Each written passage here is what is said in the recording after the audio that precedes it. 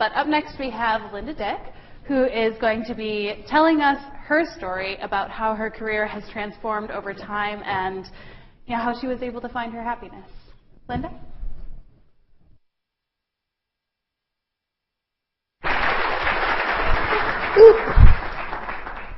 Good morning, everyone. So as Laura said, I'm going to be talking about how I changed tracks in my career and sort of found my career happy place again.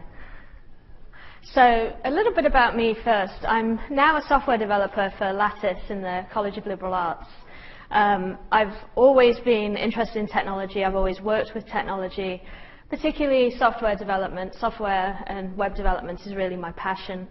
And I learned pretty early on in my career that it's not enough for me just to write code for code's sake. I really need to understand the value that it brings to people, and I really need to see that value. So that's kind of guided me down one track and now has sort of helped me change tracks into the right place. So I thought I'd spend a few minutes just talking about my U of M career so far.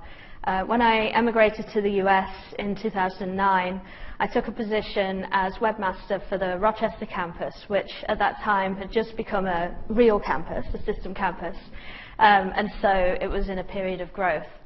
It was a great role for me. I was the first developer that they hired, and so that meant that I had a lot of technical control, but I also had a lot of interaction with faculty and staff on campus who needed software resources, and it was a really good fit for me seeing my impact but also writing code.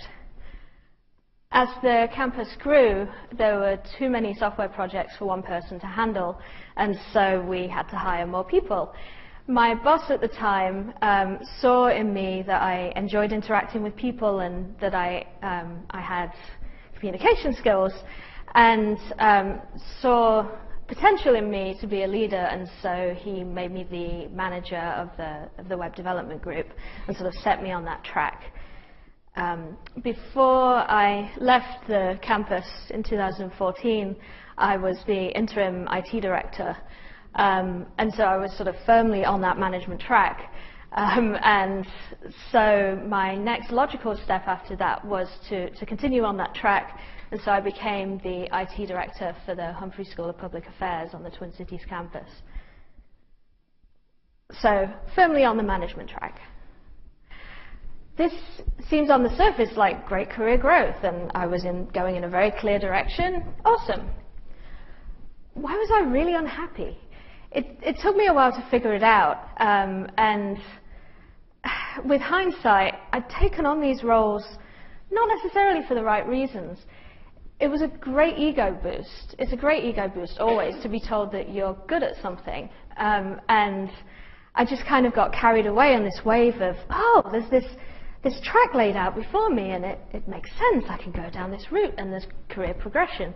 I've never really taken the time to think about whether it was what I wanted to do. And it took me a few years to realize it, but I was really unhappy and I was really stressed out.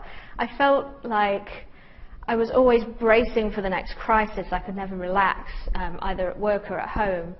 And the funniest thing was, well, not funny, but was I used to go to technology conferences, and I got really depressed at them, listening to all the talks and looking around the room at all these people who got to be full-time techies. They were writing code all the time, and they were honing their craft, and they were in a profession of software development, and I was so envious and unhappy not being one of them, but it took me a few years to really realize it. And it really only started to become clear that I was unhappy when I realized I'd been at Humphrey for a while, and I needed to start thinking about my next step, and the next logical step along the management track just didn't fit right for me, so I knew I had to start figuring things out. So I'm now going to talk about a few things that I did to help figure out where I should go next.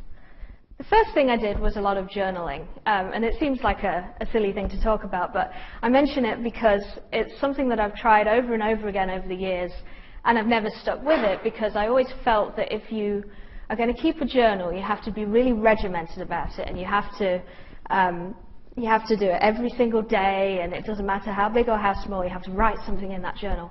And so I would do that for maybe 3 days, and it would devolve into, I had eggs for breakfast this morning, and really pointless things, and then I'd just give up.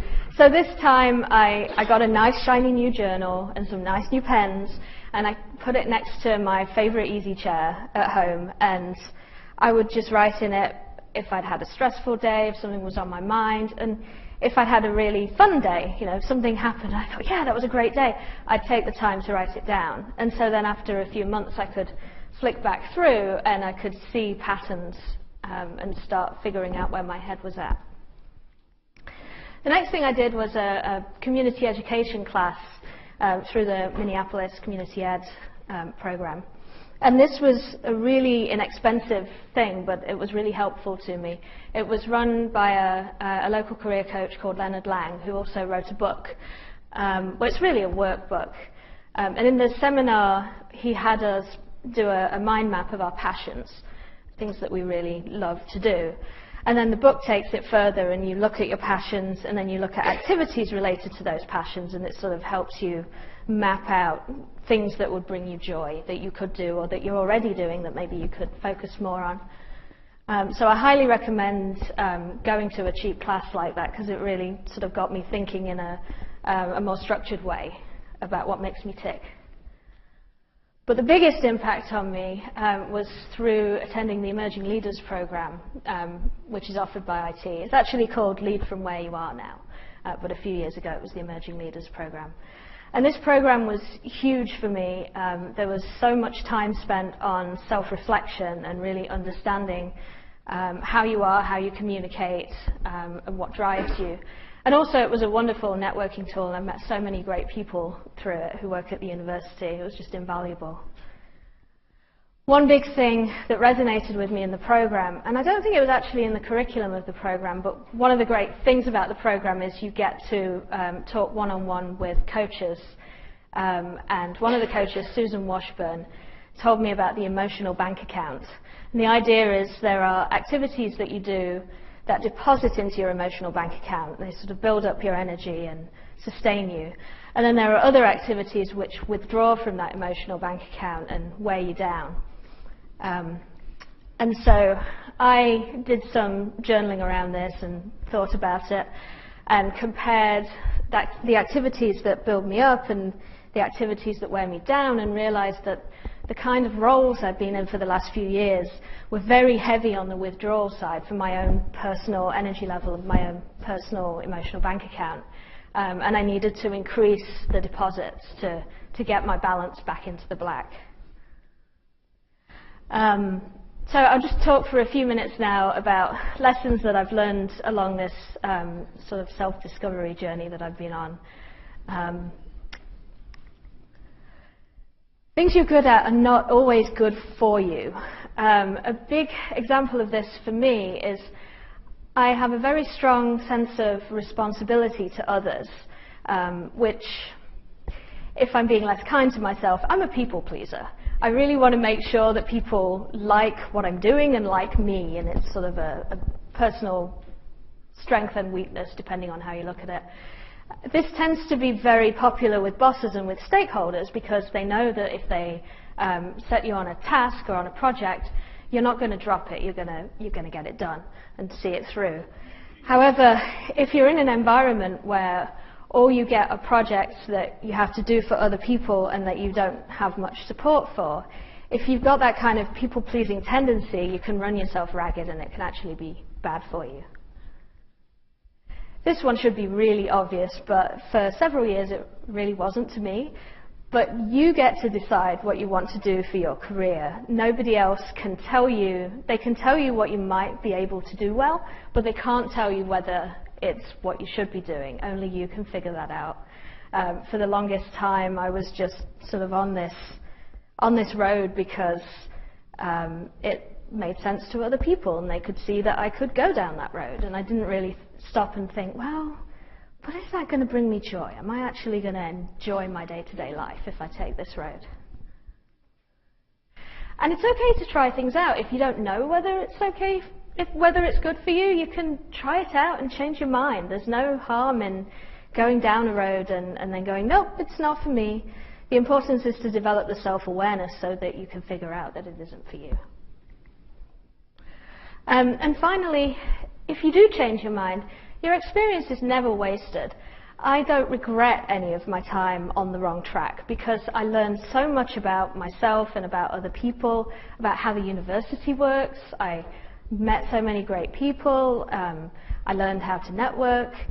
And I understand now, I think more clearly, what my boss needs and what my boss's boss needs because I've been in some of those roles, and so it sort of helps with communication and everything as well. So you're never sort of throwing away prior experience. That's it. Thank you very much for listening to my story.